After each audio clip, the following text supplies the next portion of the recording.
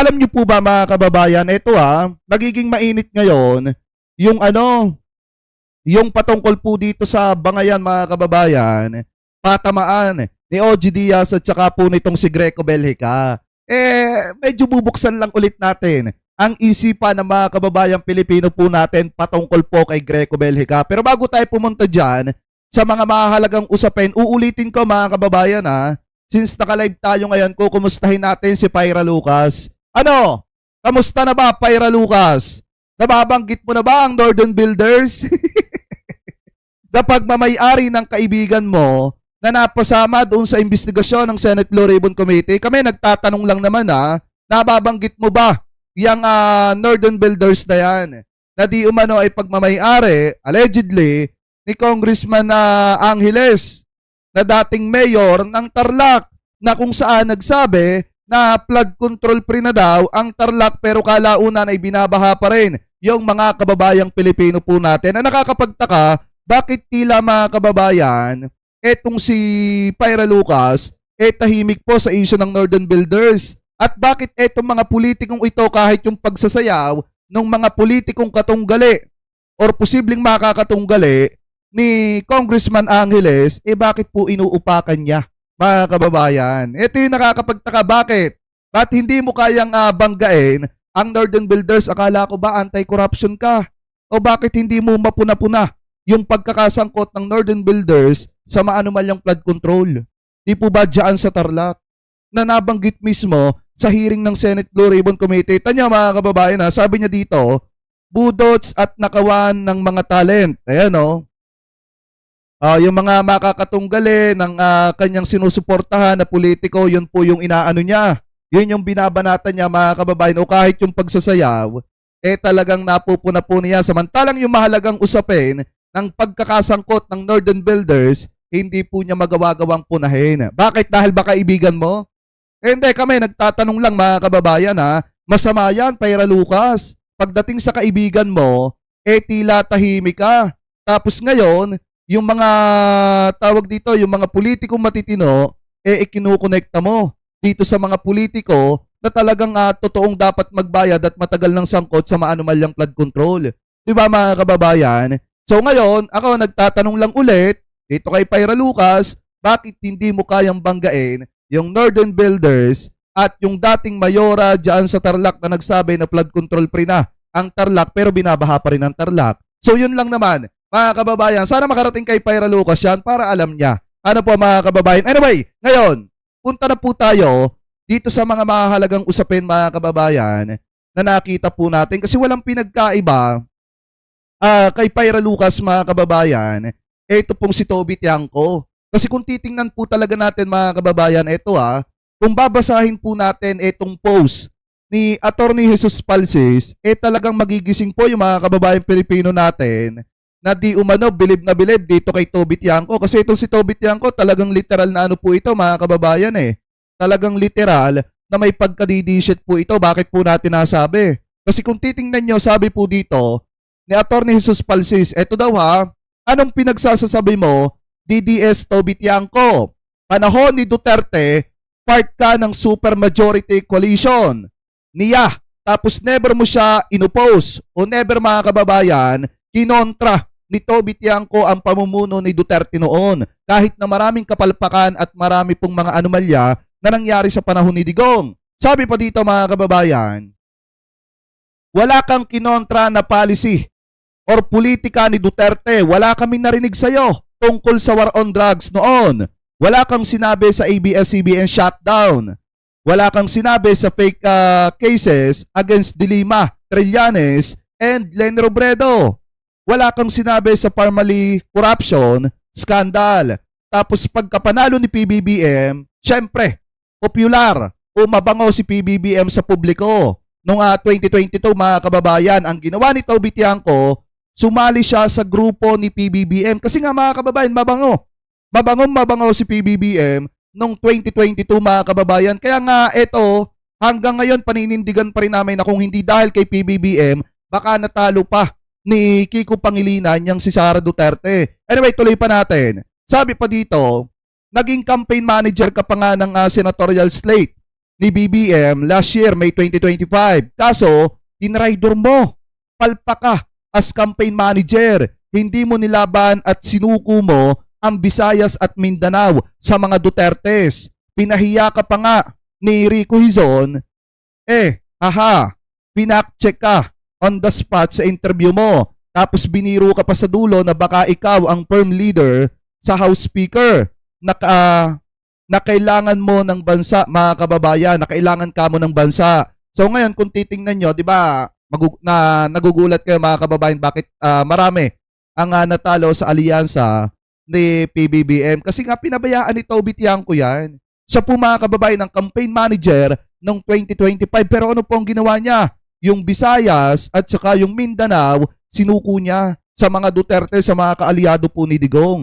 So sabi pa dito mga kababayan, ito pa daw. Tapos ang isa pa nga dyan, mabalikan lang natin, isa rin po siya sa naghahangad ng speakership nung mga panahon na yon, pagkapasok ng 20th Congress. Ano po, so sabi pa dito, pero kung ako magi-interview sa'yo, sasabog sa mukha mo, mga kasinungalingan at pabida-bida mo. Kinikwento mo na part ka nung meeting ni BBM, kung saan pinapagalitan niya si Saldico at Martin Romualdez noong 2024 pa o early 2025. Bakit wala kang sinabi noon? Bakit hindi ka nag-privilege speech noon tungkol sa corruption? Nagbida-bida ka ngayon sa baluarte mong Nabota City kung saan billions of pesos ang budget mo sa flood control. Ang mga budget insertion mo, wala ka namang mapakitang progress o walang mapakitang resulta mga kababayan. Lagi binabaha ang Nabotas at hindi naman umuunlad ang GDP or net revenue taxes ng Nabotas tulad ng Pasig City at Quezon City. Lumaki ang budget allocation para sa Lone District of Nabotas this 2026. Diba after mo tumahol kaso hindi mo pa din nakukuha ang gusto mo, which is to the speakership or appropriation chairman ng House Committee mga kababayan or ng House of Representative. So sabi pa dito ni Attorney Jesus Palsis, trapo ka Toby or trapo daw etong si Toby Tiangco. Bakit mga kababayan? Hindi ka palang nauhubaran tulad ng ibang mga kunyari anti-corruption crusader. Pero naisisiwalat din na may mga sariling kalokohan ka, Toby Tiangco. Sabi pa dito, time is the ultimate truth teller. Remember, lahat na may ingay, nilalagay nila ang sarili nila sa spotlight. May ibang mas kumikinang sa liwanag, may ibang natutunaw sa init.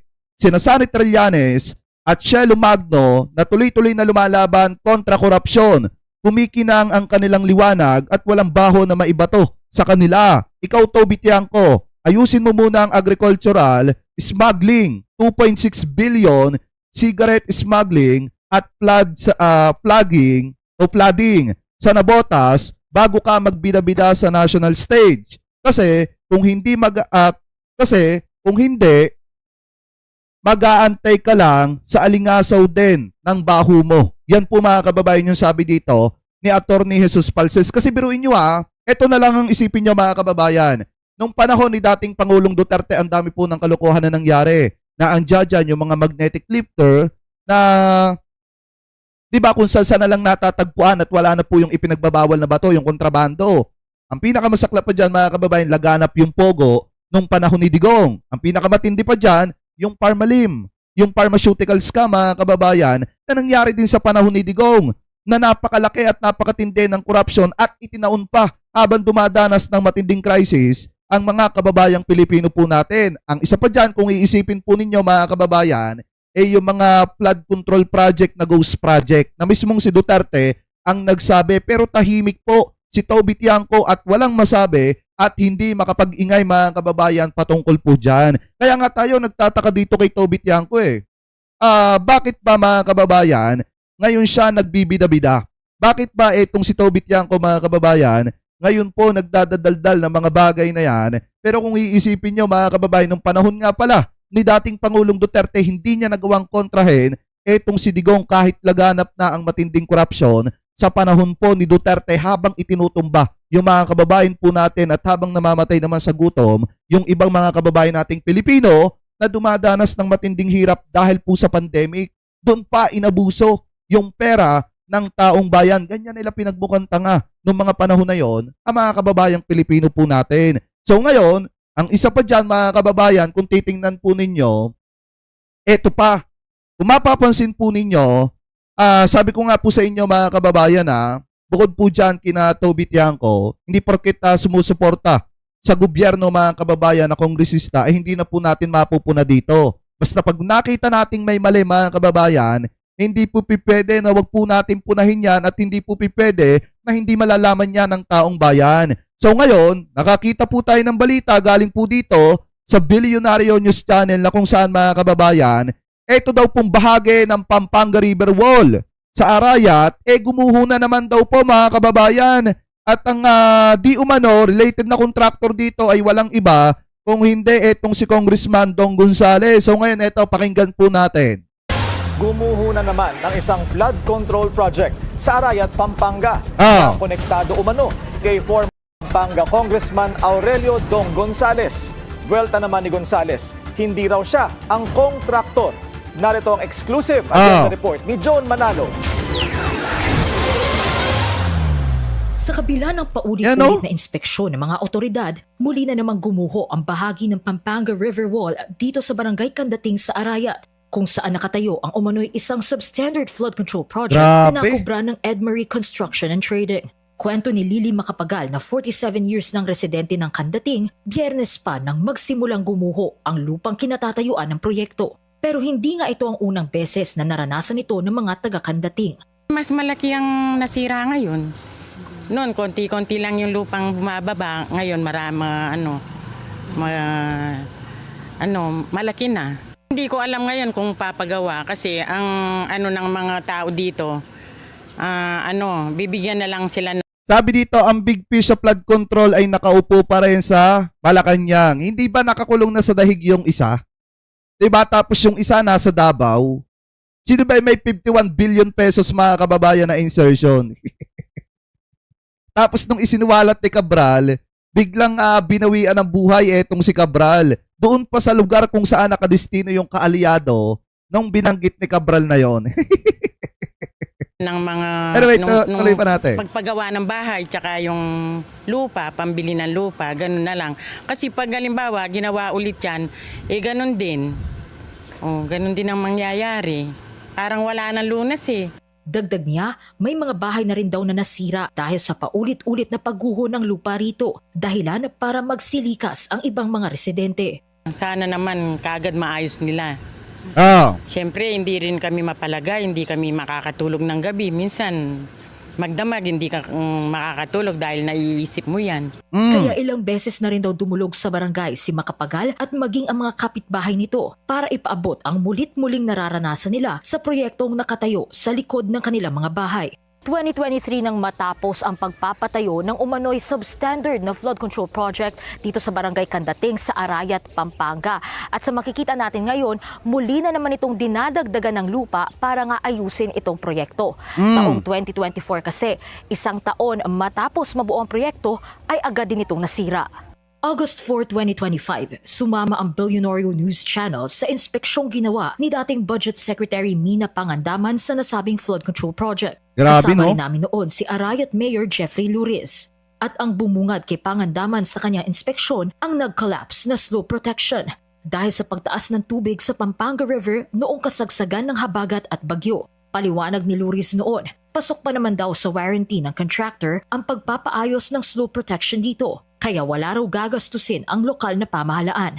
Iminungkahi na rin daw ang posibilidad na baguhin ang disenyo na nasabing flood control project. Alam nyo, sa totoo lang mga kababayan may mga nakikita ko ng mga matitibay na ng mga flood control na yung mismong flood control project. Kung mapapansin nyo mga kababayan dito sa parting Batangas may mga matitibay dyan na flood control project lalo na doon sa may bayan sa may Kalumpang Bridge mga kababayan. Kung titingnan nyo yun, napaka-solid at napakatibay ng flood control project na yon. Ang isa pa dyan mga kababayan, kung mapapansin po ninyo, may mga makikita kayo ng mga flood control project na bukod po dun sa sinimentohan, may mga recrap pa nga mga kababayan, tapos may parang jack stone pa nagawa po sa simento na kung saan pamprotekta sa mga pagtaas ng tubig at matinding pagbaha. Yon, hindi talaga nasisira yon mga kababayan. Pero kung ito titingnan nyo, ang nakalagay lang mga kababayan yung seat pile lang. Tapos sinimentuhan lang mga kababayan at hindi pa malalim ang pagkakabao. Natural, bibigay talaga yan pagka malakas po ang alon. Kasi nga, pagka ganyan ang gawa, ibig sabihin, mas marami pa yung kinurap kaysa sa inilaan sa proyekto mga kababayan. At yan po yung dapat maimbestigahan ng ating gobyerno at papanagutin yung mga politiko na nasa sa likod po ng mga substandard at mga ghost project na mga proyekto na yan. Para hindi na ito basta matibag ng bagyo. Sumunod namang nag-inspect si DPWH Secretary Vince Dizon noong September 2025 kung saan kasama niya mismo si Edgardo Sagum, ang may-ari ng Edmarie Construction and Trading. Pero dati nang nanindigan si Sagum na walang irregularidad sa proyekto. Si Sagum ay kamag-anak ni Pampanga 4th District Representative Ana York Bondok. Pero dati na ring pinabulaanan ni Bondok na may kinalaman siya sa mga proyektong hawak ng Edmarie Construction and Trading. Sa isang social media post naman, nabanggit na si dating Pampanga 3rd District Representative Aurelio Dong Gonzales umano ang contractor sa likod ng nasabing substandard flood control project sa Candating. Pero mariin itong pinabulaanan ng dating kongresista. Kasi mga kababayan, ito kung lalabas yung matibay na ebidensya na ang contractor talaga dyan, ay ito pong si Representative Dong Gonzales, abay dapat po pabalikan sa kanya yung proyekto na yan. Ipatapos mga kababayan ng maayos at matibay, at the same time dapat din po silang managot kung may nakurap sila dyan. Kasi mga kababayan, ang pinaka-apektado at kawawa po dyan ang taong bayan. Kasi unang-una, pera naman ng mamamayang Pilipino yan, hindi naman po pera ng mga kongresista yan. Kaya dapat talaga ibinabalik ninyo ng mas maayos na serbisyo sa taong bayan yung pinaghihirapan ng mamamayang Pilipino. Anyway, tuloy pa natin. Hindi ako kailanman naging contractor. Okay? Kasi, dinedicate ko yung time ko as public servant sa aking constituents. Ang sinasabi nila, pag mamay-ari ko, yung construction firm na gumawa sa Candating, of course not. Narinig ko lahat ng video. Papadala ko sa inyo yung video at pwede yung panoorin sa mga ibang channel o sa mga ibang platform na hindi ako contractor. Iyan. So, yun ang masasabi ko sa iyo. Pero handa raw makipagtulungan si Gonzales bilang dating nanilbihan sa Pampanga sa kung anumang investigasyon para mapanagot ang mga nasa likod ng proyekto. Para sa agenda, June Manalo, Billionario News Channel. Dapat talaga mga kababayan may managot dyan, hindi pwedeng wala. Kasi sabi ko nga kung matibay naman yung ebidensya na may kinalaman talaga itong si Congressman Dong Gonzales, dapat po siyang managot dyan. Hindi naman porket sinabi niya na hindi siya kontraktor o itinanggi niya, iisipin na agad ng mga kababayan Pilipino po natin na hindi siya nakinabang. Natural, kailangan pa rin talaga mga kababayan na maimbestigahan siya at maimbestigahan yan kung ano nga ba yung ugnayan niya dyan at kung bakit nababanggit yung kanyang pangalan dyan. Kasi unfair po naman talaga yan sa mamamayang Pilipino. Lalo na to, kung mapapansin nyo, dito sa part na ito, gumuho na yung mga bahay. Diba, ibig sabihin, nadadamay yung mga bahay, mga kababayan, mismong pinaghirapan ng mga kababayang Pilipino po natin na residente sa lugar na ito dahil po sa palpak at substandard na mga proyekto. Kaya po talaga dapat mapapanagot yung mga nasa sa likod nito at dapat pabalikan sa kanila yan at gawin nila ng maayos. Kasi kung titingnan nyo, parang mas matitibay pa yung mga flood control project, mga kababayan, na mismong chinek ng mga Japanese expert pagdating po sa paggawa ng mga flood control project. Kaysa po dun sa talagang ang kumontrata, kapwa natin Pilipino, hindi ko naman po nilalahat, pero yung ibang pera, kinurap, saglip na ilaan lahat doon po sa proyekto. Diba mga kababayan? Anyway, kung kayo po ang tatanungin, ano po ang masasabi ninyo, hingil po dito mga kababayan, kaya sa mga revelasyon kuno ni Toby Tiangco, pero hindi niya nagawang kontrahin etong si Duterte mga kababayan nung panahon niya. At ano po masasabi ninyo, hingil po dito sa bahagi ng Pampanga River Wall sa Arayat na kung saan gumuho na naman mga kababayan at marami po mga residente doon ang naapektuhan at yung sinasabi na proyekto konektado daw allegedly kay Congressman Dong Gonzales. So comment below na lamang po kung ano po ang masasabi nyo hinggil po dyan mga kababayan.